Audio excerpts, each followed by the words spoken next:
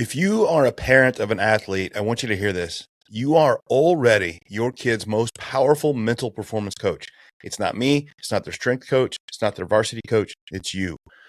The way you talk in the minivan, at the dinner table, and after games is literally wiring your athlete's brain for either confidence or anxiety. That is a lot of pressure and it's kind of daunting. And that's why I created my free email course called the Resilient Parents Playbook. In it, I walk you through the 5 most common mistakes we make as sports parents, and I give you simple, practical tools to fix them. You'll learn how to praise effort and attitude instead of just results, how to handle the car ride home, and how to help your kid manage nerves and pressure in a healthy way. It's completely free. Just hit the link in the show notes and grab the Resilient Parents Playbook and start becoming the kind of mental coach your athlete actually needs at home. This is the Mettle podcast, where we explore how to forge mental toughness and resilience in every aspect of life. Welcome, I'm your host, Coach Matt Toman. I'm an ICF certified professional coach with a background as a teacher, basketball coach, and athletic director. But my journey took a dramatic turn in 2020 when I survived both cancer and a stroke. Those experiences shaped my mission to help others grow stronger in every facet of life. Today, I work with athletes, coaches, educators, and anyone who believes that positive mental health is both achievable and a personal responsibility. This podcast is dedicated to helping listeners develop a positive version of toughness, one rooted in resilience, focus, and growth. Whether you're looking to excel on the field, in the classroom, or in life, this is your space to learn, grow, and take action. Join me on this journey, and together, let's forge your mettle. Okay, Metalheads, it's the Mental Mettle podcast, and I'm your host, Coach Matt Toman, and I'm just awesome stuff today. I'm interviewing another Team USA athlete, and I've started to do that a lot lately, and I got connected with a guy named Shane Fisher, who's a Team USA bobsled pilot, and he has started the American Paragons Foundation, which is an organization that's designed to support underfunded athletes for Team USA, which I didn't realize was such an issue. We get to know some athletes through the Olympic Games, and the ones that we get that get a lot of airtime, they get a lot of sponsorships, they get some money, but the vast majority are underfunded, and that's in just all sorts of sports, women's Paralympics, but then just almost a lot of the athletes on I would say sports that we don't watch unless it's the Olympics, if that makes sense. And I've had a couple athletes on recently in past episodes. Shane, as I mentioned, I had Nicholas Malasinski, who just competed at the Olympic Games in Nordic Combine, and then Ben Hanna I recently had on, who's a USA climber who's looking to shoot at 2028 climbing in the Olympics, and then my guest today is another one.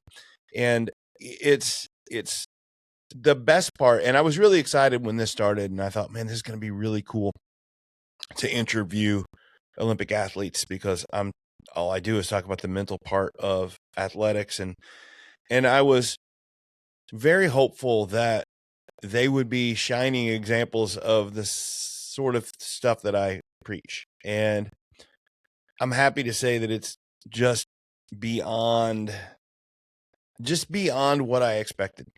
And I've done some of my professional development training with coaches over the last couple weeks. I've been really busy traveling to schools and doing things. And I'm so happy to be able to tell these coaches as I start my presentation, and I start saying, hey, there's going to be some things that I mention here in this positive psychology and this Ember to Inferno program that I do that are going to be different than how you coach now and how you coached when you were a kid. And I ask you to be open about it and be creative and think about ways that you can coach and lead athletes in a different way. And it gives so much credibility for me to say, and just so you know, the higher I get in having these conversations with athletes, whether that's anybody who's a pro or working with college programs or now working with Olympic athletes, people that do this kind of like for a living, uh, they almost always do this. Every Olympic athlete I've worked with does something that I talk about and on the mental aspect of the game and some of the things that I'm preaching and teaching when I go into schools and do this. So it gives me a lot of credibility to tell these coaches that this is what we're doing. And my guest today is just another great example. And McKenna McKee, phenomenal young lady that is a 16-time, so and she's young, but already a 16-time U.S. national champion in the track cycling world. And that's the one where they in the velodrome where they go really fast on the circles, right? If you watch enough Olympics to know that. And she is a serious LA 2028 hopeful. She's on Team USA already, and she trains almost every day at the Velo Sports Center in Carson, California, near LA. And it's a 250-meter indoor wooden velodrome. And it's the very track that they're going to hold the Olympic Games in for that event coming up in 2028. And not only that, that's where she's recording from today. So there's I've had some people been in cool locations whenever they record, but she literally had time in her busy training schedule because she's also a college student, going to be a nurse. So she's crazy busy. So she went ahead and did the interview right there in the velodrome in between training sessions. And you can hear it in this interview behind us, things going on. And I think that's just awesome. It's so cool to just have that authenticity. Here's what's really cool about McKenna in this interview. She's such a special athlete. So McKenna was diagnosed with type 1 diabetes when she was 6 years old. And being diagnosed with diabetes can be a very difficult thing for an athlete because of just having to watch the blood sugar and having to watch your health and do this. And it would have been understandable if it would have pushed her out of sports. But what it did was her limitation became a strength because it forced her to learn how to fuel her body and pay attention to tiny shifts in energy and to take ownership of her health far earlier than most athletes do. Most 6-year-olds and 7-year-olds and kids and into teens. Like I work with a lot of high school athletes, and we're having to try to preach that because at that age, when you don't have diabetes or you don't have some other health condition, you eat whatever you want and feel like it doesn't change anything. And what she had to be focused on from a very early age was that she didn't have that luxury. So over time, this disadvantage that she had became one of her greatest strengths, so that she knows how to fuel her body to be able to, operate at this national championship level. And not only that is she's very outspoken about it, so much so that she works through an organization called Team Novo Nordisk, which is a team that's all about athletes that have diabetes. And so she's not only chasing Olympic gold and wanting to be in the Olympics and winning national championships while she does it, but she's also representing athletes that have diabetes and showing them what's possible. And you'll hear she talks about showing what's possible. And it's just awesome to talk to McKenna about this. And in this episode, she gets into how she manages training as an elite athlete with that diabetes and how that shaped her, and just how she, and this is a big thing that I talk to athletes. This is one of those things about how she makes sure that being an athlete or being an Olympic athlete or a national championship athlete is not her identity. It's not her only identity. And quite honestly, I think her diabetes helps her with that as well too. So she's not just an elite athlete. She's an elite athlete with diabetes and representing for others and showing others that it can be done. But she has other goals and other things she's working on. She's in college to do things. So she trains really hard, is very focused, but doesn't let that identity consume her. And that is why I think she'll continue to be successful at what she's doing. So enjoy the interview. It's fantastic talking with McKenna McKee of USA Team Sprint Cycling. A paragon is a model of excellence, a standard by which others are measured, which makes it a perfect word for Olympians who embody dedication, resilience, and the very peak of physical and mental performance. With that in mind, we want to highlight our partners at the American Paragons Foundation. They're a nonprofit supporting Team USA athletes in underfunded women's and adaptive sports by helping them with career opportunities, media exposure, and real-world support beyond competition. Here at the Mental Mettle Podcast, we are proud to be collaborating with them and help amplify the stories and missions of athletes who deserve more visibility. Check out AmericanParagons.org to learn more. There are a ton of ways you can get involved that don't cost a dime. A level of authenticity that I love. So, okay, McKenna, here we go. It's the Mental Mettle Podcast. I'm your host, Coach Matt Toman, and I'm really excited to have you on here. This is McKenna McKee. McKenna, I've got on here. Tell me where I'm wrong here with this, but I've got you down as.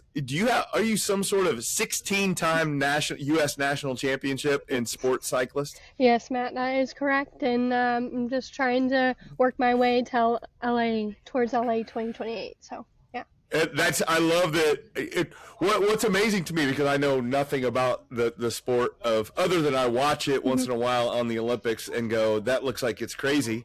Because you're just going super fast in a circle. But other than that, I go, it's amazing to me you'd be 16-time national championship and still be Olympic hopeful. Right? Like, to me, that feels like, you would have gotten there already. But it's a grind to become an Olympic, to make the Olympics, apparently. Yep, for sure. Every day we're here. Basically every day, so yeah, it's a wonderful facility, and I'm happy I get to share with you right here, and yeah. So you're saying right here, just for the listeners, where is right here? Right here is the LA. This is the Velo Sports Center in Carson, California, and this is a 250-meter wooden track, world-class track where the Olympic Games will be held on. You can see the flag and everything. So yeah, that is, I mean, what a great opportunity for you to get to train in the place where the Olympics are going to be, right? It's like, it's your backyard. This is where you train, and this is where it's going to be. Yep. I mean, that's got to be a huge advantage, or it feels like it anyway. Yeah. I don't know, they'll just resurface it, so the wood on the track, they'll have to go in and sand, but as far as the rest of it, everything will stay the same. So it's pretty cool. Yeah, but it's still coming into the same place all the time, right? And getting there. When you think about like that, is like, this is where I want to go. I want to go to the U.S. Olympics, and this is also where I'm training. How does that affect your mindset? Does it change? Does it add expectations? Does it add more pressure, less?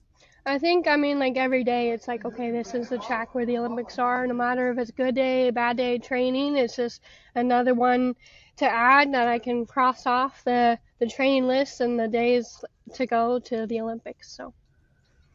Okay. Yeah. Talk to me, McKenna. How do you get into every kid rides a bike, right? Like everybody, but how do you decide you want to go and do it as a competition and do it really fast in a circle on a wooden circle? Yeah. I mean, that's, there's levels of learning to ride a bike, right? Yeah, for sure. And for this one, really my parents they it's my coach, I don't know what he's doing. They had a tandem, and so like 2-seater, and when I was like 2 years old, they popped me on the back of it, and they were just like, okay, we're gonna ride around. And basically I think I did cyclocross is how I started. So I did basically all disciplines except for BMX of cycling, found the track. And I was actually at Alpenrose Velodrome, which is a outdoor concrete track, and it's like a 246. It's shaped like a cigar. It's really weird looking. And then I found this track and I rode it, and I was like, oh, this is amazing. And then I kind of just stuck with the track cycling and got rid of cyclocross and all the other things that I was like okay at. And I was like, the Olympics are, there's a direct path for the Olympics here, and so with cyclocross, it's not in the Olympics yet. I'm sure sometime it will be, but this was the direction I wanted to go. So you attacked the discipline because you knew it was going to be an Olympic sport. Yeah, basically. I mean, I remember, I don't even know if I was like 8. I just knew, like, seeing the Olympics, I was like, that's exactly where I want to go. That's what I want to do. So, you know what's really amazing, McKenna, is I'm starting to talk with a lot of athletes, as you know, through Shane Fisher and talking to him, and how often Olympians are like, this is just something I've always wanted to do, and so much so that it shapes the discipline that you chase. Yeah. Like it's almost like, I just want to be an Olympian. What's the sport do I need to do? Oh, I'm going to go chase that because it allows me to be an Olympian. Is that a fair assessment with a lot of Olympians? I think so, and I think the challenge with that, at least with the mental challenge with that, is like not letting that whole thing define you, like figuring out who you are outside of that, and not like letting that be like, I'm just an athlete. I think that has been like balance, and like I'm in school part-time, and so finding that balance to like keep your head afloat is definitely been huge for me to continue going on this path. Yeah. So when did you start doing the velodrome and doing the sprint cycling? I started racing when I was 6, but I started at the velodrome, I think I was like 12, maybe 11. And I knew I was young, and then like COVID happened and like school was happening, and then I went online thinking I had more access to the velodrome, and then I actually was able to go find like college pathway through that, and like still do what I want to do and not be everywhere. So yeah. So you're in college now, taking college courses now. Okay. Yeah, so I'm trying to get into nursing school, but it's hard with like clinicals and trying to do all that. So yeah. Wow. I mean, that's like clinicals and getting nursing is a full-time job on its own, it feels like. So doing this. So explain to me a little bit, give me the specifics on the track sprint cyclist. Like, you tell me how far is the track, and just like what's an event? So I mean, I've watched it, but I don't remember it. You know what I'm saying? Yeah, no, for sure. I started with endurance, and last Olympics I trained with Gary Sutton and the Olympic team that went and won gold, and it was an eye-opening experience because I was kind of feeling stagnant with where I was, and I like mentally I was just like, I need to change something. I need to do something different.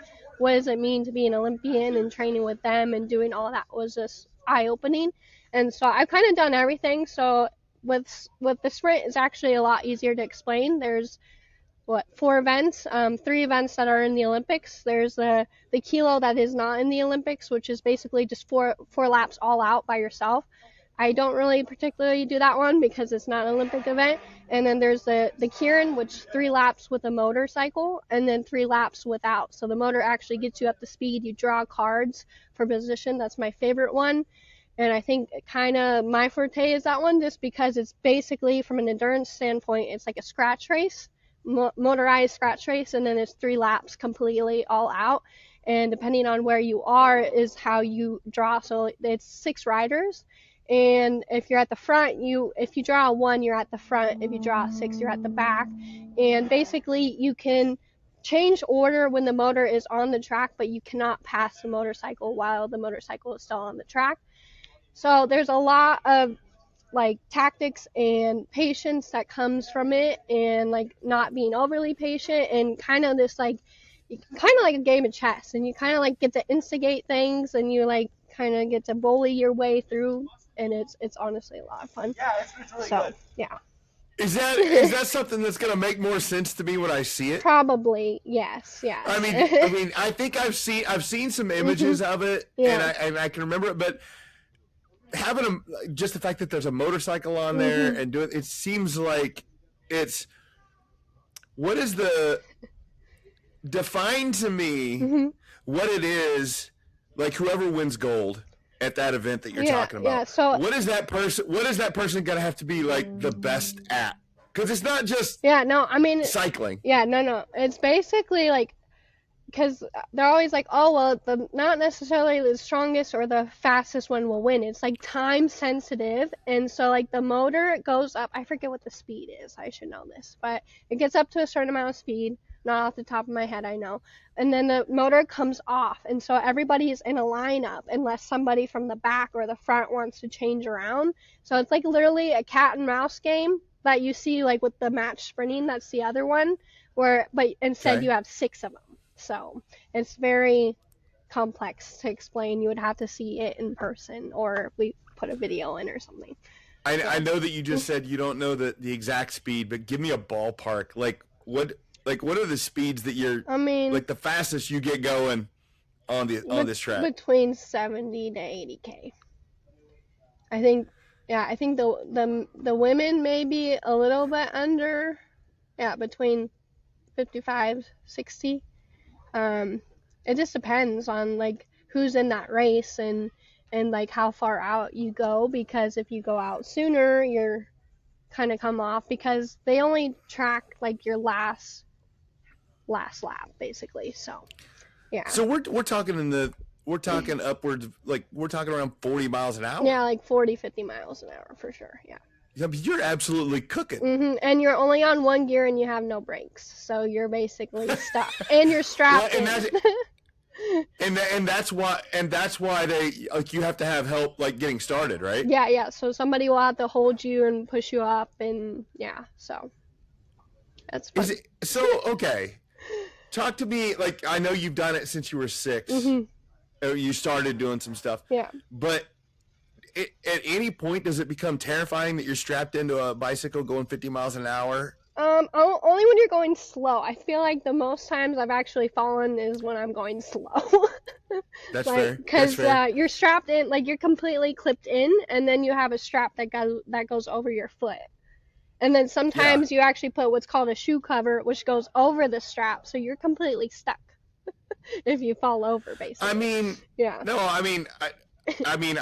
I've got a bike that you clip into, and the first time I rode it, I fell over. Like it's I think that, and it was because I slowed down. Yeah. Right. I think I get what you're saying, but are you? And there are times when you're going that fast and you are passing people. Yeah. In the Kieran, it's basically a free-for-all because everybody either wants to get to the front or pass around, and it gets very dicey, I would say. And so what the common thing is overlapping wheels. And so if that person goes there and you think it's there and then they move, it like twitches you and then there can be a crash. So usually it's just about like distancing and timing and everything. So. Well, the track is fairly wide, but my guess is you don't use the top of it very much. Well, that's more so with match sprinting. With the Kieran, it's more so like everything's tight and drag race a bit more. So. It's crazy. Yeah. It's amazing. I love it. How long has this sort of cycling been around? It's a while, hasn't it? It's been a while. It's bigger in Europe than here. So yeah. Yeah. I think it's fairly big, and I think France is big in it. Or I had read that. I'd seen it, and I lived over there for a while, and I saw some. They would have the outdoor velodromes. And I was like. Yeah, I'm actually in the only 250 indoor wooden track in the U.S. right now. So that's how uncommon. It's just not a thing. Not that common. Yeah. So you've moved down and you just live down in the L.A. area just to train. Yep. So. Yeah. Where do you call home originally? I'm from Portland, Oregon. I'm like 30. Okay. I'm like Vancouver, Washington, so like 30 minutes from there. Okay. Yeah. So this is a whole endeavor for you. Yeah. Fortunately, I have grandparents that are here and this family in general, so it makes it a lot easier to be down here. Yeah. No, it's fantastic. I want to talk about What are some of the biggest, like you said you've won 16 national titles. Give me, like, does that happen over several years and several events? Yeah, I mean, I didn't win my first individual title until I became an elite. And that was a big thing, especially because it came from match sprinting, which I think is arguably a harder event than the Kieran. And so that just kind of like boosted my confidence. And then after that, it kind of just was like a trickling effect of more so believing in myself and the ability of what I can actually accomplish. So. Well, I think that's I mean, you do have to have, like, real, actual, genuine confidence has to come based off of some sort of evidence, right? But I think you can have evidence other than winning a national title. But once you win a national title, it has to boost that. Yeah, for sure. And then like just trying to channel that energy and that whole shift into international competition has been like my development that I've seen from last year to this year. So just trying to. So how long have you been doing international competition? Basically since I want to say 2019. 2019, I was 16 years old. I went to Australia to race, and that was actually a lot of fun. And at that point, I wasn't actually a sprinter. I think I was kind of doing everything just to like figure out what I wanted to do. And so yeah, I just learned early on, okay, this is definitely different. So I was like, this is cool. I like it. No, that's cool. Talk to me a little bit about. I'm interested in what your training regimen is like, and what sort of training you have to do to stay at that elite level, mentally, physically, whatever you want to insights you want to give me there. Yeah. So for sprinting, we actually do a lot of in the gym. We're in the gym like 3, sometimes even 4 times a week. Right now, not so much. I think we're in the gym 2 days a week just because we're getting ready for comp again. And so we kind of just build up and we have like strength blocks and whatnot. So sometimes we'll spend more of our time in the gym versus on the track, and other times we spend on the track. But we're here about 5 hours a day usually. So training majority of that time. We get some breaks in between, and we usually train like 2 times, sometimes even 3 times a day. So, yeah. Is it when you say that and you're talking, like, it feels like you have a pretty good set of coaches that it's just like, on some level, is it just I just show up and do what they tell me to do? Yeah, I mean, they give you like a list, so like, or not list, but Training Peaks is what it's called. So you have like a calendar outline of like what's going on this week, so you kind of know in advance what's going on. And usually I don't want to, I see what's going on, but I'm not like, oh gosh, I'm going to feel awful that day. It's just like, okay, I know what's going on. Right. Yeah, I can't get too far ahead of myself, so. Yeah, no, I like that idea, and that kind of leans into kind of LA, like, you have a goal of LA 28. We're 2.5 years away from that, right? Yeah. That can't be your goal every day, right? That gets, you get what I'm saying? That's a long way. Like, how do you approach it? Yeah. How do you approach the training knowing that your goal is 2.5 years away? It really is just like one race at a time. Like, what can I have learned, or what have I learned from the last race? Like, what mistakes, what knowledge can I carry forward to the next one? So I'm constantly building, constantly growing from one thing to the next. Has been especially huge this year. I have some like smaller goals that I put aside that I want to accomplish before obviously going to the Olympics. So this kind of, taking away on some of those has been huge for just knowing, okay, I'm going in the right direction, and knowing that that's not like, yes, obviously the Olympics are where I want to go, but that's not like the only thing that defines who I am as an athlete, is being an Olympian, even though it is the goal. That makes sense. Right. Yeah. It does, and we might dive into that in a minute, but like the goals that you're talking about, are those competition goals, or are those like number goals that you're shooting for? Yeah. I mean, well, the Olympic qualifications start up again this year, so we have some we have World Cups coming up, so our next competition is Pan American Championships. Pan American Games are next year. And then we have a bunch of World Cups this year, and then Worlds is like later on, but before Worlds there's like other events that are kind of smaller, so it's just like any of those events in between that I can showcase that to the best of my ability is honestly the goal. So welcome to Mental Mettle Coaching, where our mission is to help you learn to thrive in the face of adversity, not just survive it. We are passionate about empowering you to live, play, and work with a resilient and spirited mindset. Hi, I'm Matt Toman. I'm an ICF professional coach and keynote speaker. My background as an athlete, basketball coach, teacher, and school administrator has equipped me with the insights that resonate deeply with the schools, teams, athletes, and coaches I work with. However, it's my personal journey through anxiety, cancer, and an ischemic stroke in 2020 that truly brings authenticity to my presentations. While learning to speak and write again, I also pursued and earned my ICF coaching certification.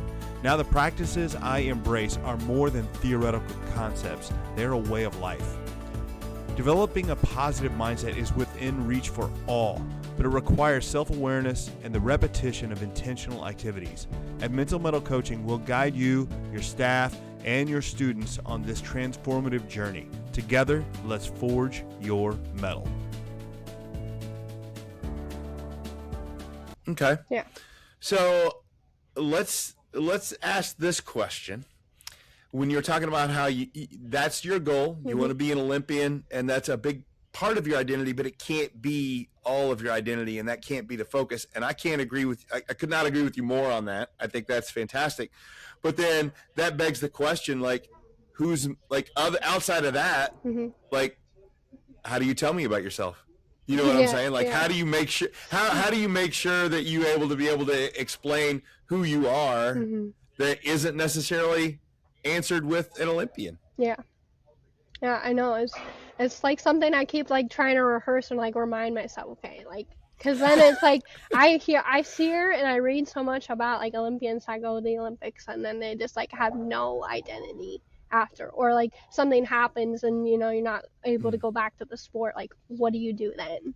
And so that's been like a huge shift to like, okay, what do I want to study? What do I want to do? Who do I want to be? Who do I want to become outside of sport?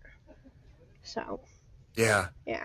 And I love that you're rehearsing that and thinking about that and what that's going to be and thinking about that. At least you're thinking about that, and that's good.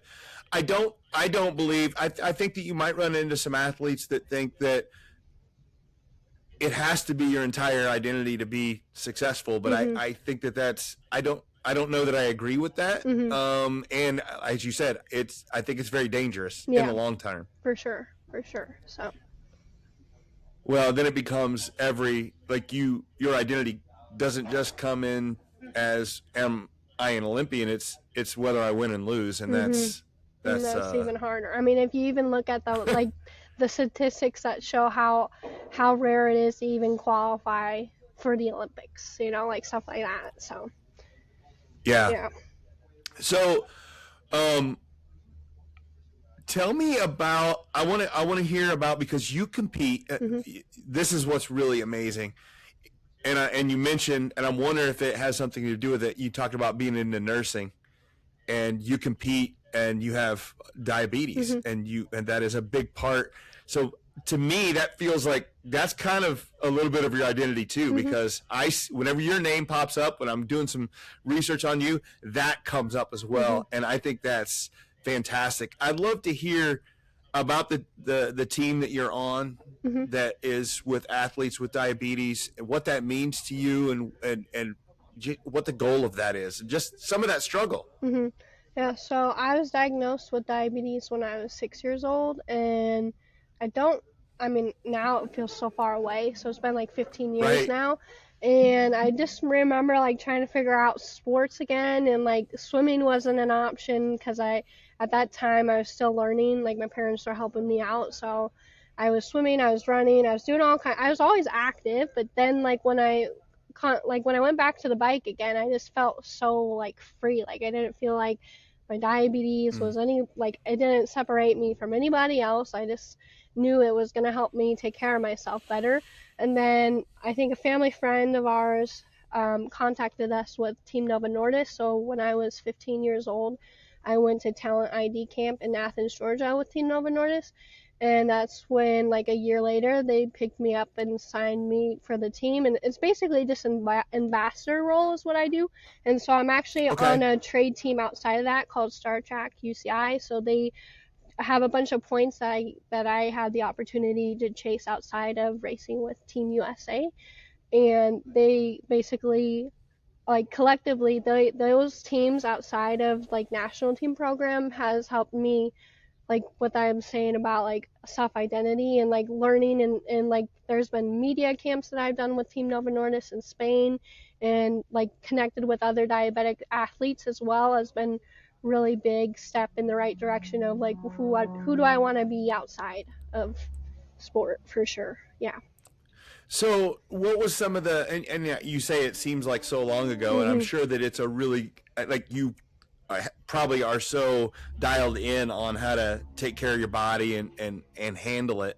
But I'm curious about, I mean, the Team Nova Nordics must be to like help people that want to compete even though they have diabetes. And I'm kind of curious, what was the, like when you got the news and you're trying to learn to compete with it, that had to be some struggles then there. It wasn't immediately easy. Yeah, was it? No, it wasn't. I think my parents were the biggest help with that because they actually kind of like threw me in the role of, okay, you're going to have to like learn how to figure this out too. And like all my teachers were really good. They all knew, but it was ultimately up to me to like actually be able to take care of myself and not feel afraid to like speak up when you need help with things, and just find ways to continue to pursue what you want to do was like the biggest thing for sure. Yeah. How does it change? Like, I mean, part of being an elite athlete is taking care of your body, fueling your body, and taking care of that stuff. How much does that make it harder or easier on you, or because it has to be different? Yeah, no, it definitely, I think, makes it easier because even if I need to speak to a nutritionist or whatever, if I need to check extra protein or whatever the example is, I'm pretty well trained because I met with a diabetes educator pretty early on that was like, okay, this is what this all means and this is how it works, and even this research in general has shown so much like help in just being a diabetic, not even just being a diabetic, but just being like an athlete in general. And that other element has been really easy for me, I think. I mean, there are some challenges, but only like every once in a while. It's more so like with like we do a lot of lactic work, and with your adrenaline, because it's all hormone related, that stuff sometimes is like, ooh, I don't know what's going on here, but that's just part of it sometimes, for sure. Well, it's interesting. I love talking about how we have challenges in our life and things that don't go our way, and how if we use those, it actually can be a benefit. And I'm thinking that like by the time you got into your teens and your training, like a lot of one of the problems that young athletes have in their teens is they don't fuel their body right because they don't care, they don't pay attention. That had to be like, that's something that you had to pay attention from 6 years old. So it's like your knowledge base on fueling your body and being prepared is like you're way above a lot of kids your age when you were coming up. Yeah, for sure. I think that was like the biggest thing for just like ultimate knowledge. It was like, okay, like what is missing here? And then like even talking to my endocrinologist and being like, okay, what needs to change? And actually learning, I'm on an insulin pump, so learning more about the insulin pump and then doing more research on the CGM and how that works and how that affects my training and all that has been really interesting to learn more about, for sure. So what's it mean to you to be part of this Team Nova Nordisk and be a representative of an athlete with diabetes? Like what's the, like what does that mean to you, and what are you trying to promote with that? I mean, it's definitely been a long time coming for it. I mean, it's always been a dream of mine to be a part of the team, and now it's really cool because that team has actually helped me learn how to help other people, not just diabetics, but that's still the goal, is like going to the Olympics to represent everyone affected by diabetes and learning how, okay, everything that I've learned from Team Novo Nordisk, how does that affect the other teams I'm a part of as well, and reaching the highest level that I possibly can in the sport is all kind of like really weirdly rooted. So it's been really cool for sure. So this team was something that you were aware of as before you were on the team. Like yeah, I was like 6 years old. Actually helped you. Yeah, 6 years old to 15. I had to wait to actually go there and participate. So like all my training stuff that I wanted to do was somehow I wanted to line it up so to work for that. And at the time, like there was a road. They had a women's road team, so that was helpful. But the women's road team eventually kind of fell apart. And so now it's just like a men's road team, and they had the ambassadors, so I never like left that. But then it was a matter of finding my own team to have a path towards the direction I wanted to go. So that's kind of how like it all kind of in a weird way navigated itself out towards LA 2028. I mean, I think just in the last few minutes here, I can tell you, McKenna, that like when we talk about you and your identity, there's a lot more than just being the Olympian that you want to be, right? There's a lot, and that's awesome. Thank you. No, it's great. It really is. So let's talk. I want to talk a little bit about mental training. Does like this? That's what this show is about. A lot of things, and I'm just curious, what sort of mental training, if any, happens as a sprint cyclist in your training? What do you do? What do you not do? Just curious, any insights you've got on that? Yeah, well, with sprint cycling, I mean, at least what we do is always the same, like the same events every time. The amount of time you need for training typically is the same. And so that really helps like with the routine mentally, getting prepared and always having like little mantras that you can go back to if you're feeling whatever way. And this honestly, like this the belief in myself that I've learned like to carry through all of the accomplishments I've had internally has helped me just be like, okay, like doesn't matter what's happening, this is who I am. If I'm having a bad day, this is still who I am, and not letting outside external things affect whatever is happening in front of me. And I think it's really easy to like feel rushed or whatever, because sometimes at events everything's moving really fast. You have 10 minutes so you gotta get back on a bike again, because sometimes the rest and recovery is so short. And just learning that, okay, it's just one thing at a time and not like overloading myself with feeling overwhelmed has been huge. So a lot of what you said there, I love it. Exactly what you're saying about focusing on what you can do and not getting rushed and having that belief in yourself. I'm curious, is that something that you felt was something that you innately kind of have, or is that something you had to develop over time, that belief in yourself? Because I don't know if you know this, McKenna, but a lot of people struggle with that. No, having belief in themselves. Yeah, I have a personal coach that has been coaching me since I was like 10, 11 years old. And so he's been coaching me from that time on. So he's basically like a second dad in a weird way. But he had taught me like, no, like everything was always so broken down that I was able to learn early on how to like kind of fine tune things and like compartmentalize. And I think slowing down and really what's at hand, whatever it is, like learning how to do that. And I think all along he was setting me up to like have that realization, and he's been waiting for me to have the realization, but sometimes it just takes longer. And so like having people like that in my corner has been really huge and made all the difference. I love what you said there, because I think that sometimes when we talk about having confidence in yourself, I think that people get the idea that it's something that you're just going to say, I'm just going to have belief in myself and think that that's just going to happen. And it's no different than you get into the weight room to get bigger, faster, stronger. You get on the track to get faster. That doesn't happen overnight. Neither does building confidence. That takes consistent effort. You've been talking about working with a coach since you were 10 years old to finally develop that. And I think that's something people miss, is that if you want to be mentally tough and mentally strong, that takes time and effort to develop as well. For sure. Yeah. So you are in the middle of training. You've got your Team Nova Nordisk you're working with, Team USA. What's give me something. How do I ask this question?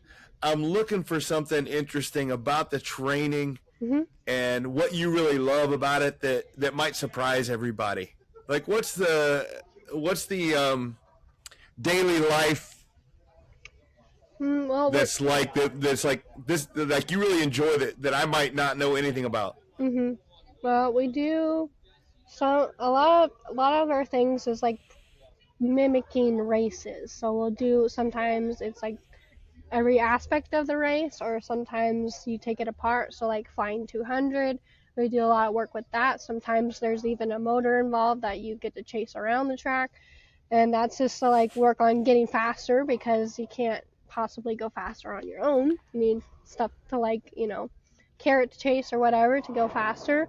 And we do like team sprint stuff is a main focus for USA Cycling, and so we do stuff out of a gate, which is literally like a physical gate that's on the track, and then only P1, person one, that's a starter, gets to go on that and does a bunch of starts, and then everybody else in the group kind of follows. So I'm a P3, so there's two P3s. Sometimes you get filtered out with your other teammate, and there's a lot of technical stuff that is kind of like all in one. And some days it's more so about speed, sometimes it's about max power, sometimes it's about technique, sometimes it's all kinds of stuff all the time. Well, I've started since I got connected with you. I started following you on Instagram, and I see all these crazy photos on you on the track following a motorcycle and the gates, and it's an interesting sport that I'm excited now to start to follow and follow your career and seeing how you're doing. Yeah, I look forward to that. Yeah. So last question I always ask everybody is, what is the question that I did not ask you that I should have? Like, what's the question you're like, you're surprised I didn't ask that? I don't know. I mean, there was the one, and the thing about mental whatever has been something that has somebody said to you, or I forgot what the question is, but for me, like, coming from endurance background, I don't necessarily look a part, so I'm more of a skinny sprinter, if you will, and so that's always something that like somehow comes back around, and it's either to mock me or whatever, and it's more so now just fuel to just, you know what, just because I'm smaller and I don't look like everybody else doesn't mean I'm any different. And so that has been like the mental shift in my head for sure. Well, that's interesting because you said that, because when you talked about you switched from endurance to sprint, in my mind, I'm looking at, well, let's take it on a track, right? People don't change that. Like you're whoever's running the mile or the 1500, it doesn't immediately, like, that's not very easy for them to switch from that to the 200. It's not. Well, and is that just more? Is it easier to? I don't want to belittle you, but is it easier to do in sprint cycling, or are you just kind of that awesome that you're able to change that? I think it's just like, because I've been changed in and out so much that my body had adapted to that change. So I guess the second answer. Well, no, I mean, are others change it? So you are that awesome. Yeah. No, I know. Hey, there you go. That's more evidence for your confidence there, because but you know what I'm saying, right? Because I don't think that if you're doing something that others don't do and you're succeeding at it, I mean, that's pretty cool. Thanks. Yeah. McKenna, it's fantastic. Thank you so much. And I'm just really excited that we were able to record from your track at the exact place that we hope to see you competing here in a couple years. And I wish you the best. And Yeah, Good luck with your training. Thank you, Matt, and I look forward to following up with you in 2 years. Absolutely. And I sooner. can't wait. I cannot wait. I cannot wait. You can send me some messages when you're in the Olympics, and I'm so excited about it. Yeah. Sweet. Thank you, Matt. Thank you, McKenna. Take care. Coaches, do you dream of guiding mentally tough athletes towards a championship? Kids that are resilient, persistent, and unshaken by setbacks. Well, in today's world, those athletes aren't born. They have to be developed. Many athletes face significant challenges and risk burnout. So how do we foster that mental toughness without overwhelming them?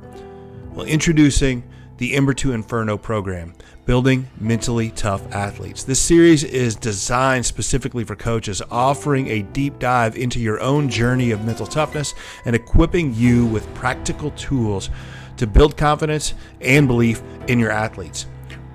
Rather than just simply adding more adversity to their life, we focus on creating a strong foundation for mental resilience. You'll learn how to transform a spark of motivation into a blazing fire of toughness, using techniques that address challenges like social media pressures, athletic stress, and trauma. Don't just wish for mentally tough athletes, build them. Join the Ember to Inferno program today and ignite the potential in your athletes. For more information, contact me, Coach Toman, at Mental Mettle Coaching. So I told you it was awesome. I told you McKenna's just fantastic. It just sticks with me so much that, like, how she's handled it in such a mature way since 6 years old. And it's one of these things, and I wish I could get my finger on it better and better articulate it, but just how we can take something that happens to us and turns it into something that happens for us. And there's so many examples out there of people doing these amazing things while having some thing that others might think is a disadvantage. And it actually becomes an advantage because they allow it to. And there are a lot of people that have, something like diabetes or some big, health disadvantage or something that comes in, and they don't allow it. They allow it to sideline them and have it be the reason that they can't compete or they can't win or they can't do these things. But then there's also these individuals that take it and see it, maybe not initially, but ultimately turn it into almost an advantage because of the way it affects their mindset. So the fact that she has so much built-in discipline and self-advocacy and now awareness around it, and that gives her all kinds of advantages and strength and confidence and all these things. And that is something it's something to take note of as a young athlete and as a coach and as a parent. And anytime that something happens, because we all have disadvantages, we all have things that don't work for us. They may not quite be at the level that we think, as, diabetes or something like that, but we all have things that work against us. And we kind of have two options. We can say that this thing that's working against us is something that is, man, this is holding me back and this is keeping me from moving forward. And this is going to be the reason I can't get my goals. Or we can say, or this is some adversity that I'm going to learn to get over. And when I use that adversity as a way to learn how to deal with adversity, that means that I'm better at facing other adversity. And I learn the tools on how to handle this hard thing so that I can do other hard things. And those people that figure that out and figure out how to take things that happen to us and turn into things that happen for us, they're just, I don't want to say they're set for life, but it's to the point that you're not as worried about what's going to happen to you because you have a lot of confidence in your ability to handle adversity. and two, you actually do that when it does happen. So it just helps you move forward with such a positive mindset. And that's what Mettle is all about. That's why I use the word, is because it's a person's ability to face adversity in a spirited way. That means with enthusiasm, so that we say, okay, I mean, that's what I see in McKenna. It's not, oh man, I've got diabetes and I struggle with this. No, it's not only that, is she's doing it and she's part of a team that supports it and promotes it and helps others say, no, you can do this. It's a chronic challenge, but you can do this. And that gives so much confidence when you're doing that. And I love that episode. And again, just how it's shaped her identity in a positive way beyond being an athlete. And she has all these things she's doing that will continue to be something that she is, even when she's not an athlete anymore. And that's really, really powerful. And that's, again, some of the stuff that I'm trying to do when I go around and work with athletes, work with coaches, is that we're trying to use athletics as the way to create better human beings, not necessarily win championships. Now you can win championships still, and McKenna's won a lot of them, but she's beyond that. She's more than that. And hopefully you saw that in the interview and understand that, and hopefully that resonates with you, and how you can take, or you or your athlete or your staff or the culture in your school or whatever, and find the things that you currently see as disadvantages and say, how can I turn this into an advantage? How can I take this thing that's against me and actually work as something for me? Personally, if you've listened to this podcast at all, you know how much I feel about that. I would not be here doing these podcasts. I would not be going to schools, working with athletes and working with coaches. I wouldn't be doing all these things if I hadn't had some very serious physical health issues and cancer and a stroke, and then how that led to some mental health issues. And if those had not happened, if that whole tough, serious, series of unfortunate events had not happened, I wouldn't be here doing this, helping people. And I can't look back at the things that happened to me and say, oh, these were such terrible things, because all I can do is say, well, I wouldn't be doing this without it. And then it changes my mindset. And it also helps me know, hey, something else might come up and bad things might happen, but I've got the right attitude to move forward for this. And how will that actually help me? Maybe that'll help me somehow. And to have that attitude of Mettle, it's such a powerful thing. And that's what I want people to have. That's what I want people to develop, because it is something we can develop. And you have to work on it through neuroplasticity, through intentional activities. You can get there. And I'm sure McKenna had some great parents and people helping her. But if you struggle with that now, if you're like, oh, man, this is really something I really struggle with and I don't know how to move past it, that's where a coach or somebody like me can really help you with that and give you some ideas on how to do that.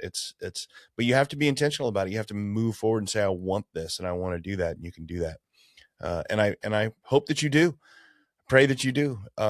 Because man, it's a powerful feeling to be able to do that. So just another great episode. If you liked this one, this episode with Team USA athlete, check out some that I've had in the past. I've worked with, again, several USA athletes, and I got several coming, some really good ones yet that are really cool coming up. So I've got other interviews coming up too, but a lot of stuff coming up on the Mental Mettle podcast. Make sure that you don't miss it. And if you liked this episode, please, I beg you, like, share, subscribe, find a podcast and a special, one episode that you really like and share it with somebody and say, hey, check out this podcast. It's really good. I think it would help you. I think it would help your team. Find an episode that you like, share it with somebody, and help it roll, help it grow. Cause I really appreciate it. That's the best thing you can do for me. And I appreciate that. So, but we're out of time here. So this has been the Mental Mettle Podcast. I'm your host, Coach Matt Toman. And always remember to forge your mettle. Thanks for listening to the Mental Mettle Podcast. Don't forget to tune in every week for more insights and strategies to help you forge mental toughness and resilience. This podcast is brought to you by Mental Mettle Coaching, where we are driven by a passion for sharing knowledge and experience that empowers others to play, live, and grow with confidence. Our mission is to instill a resilient and spirited mindset in our clients, enabling them to confidently face adversity and actively seek new challenges for personal growth. At Mental Mettle Coaching, we offer individual coaching, group coaching, and professional development for schools and businesses. Whether you're an athlete, educator, or professional, we're here to help you unlock your potential and thrive in every area of life. Until next time, keep growing, stay resilient, and always remember to forge your mettle.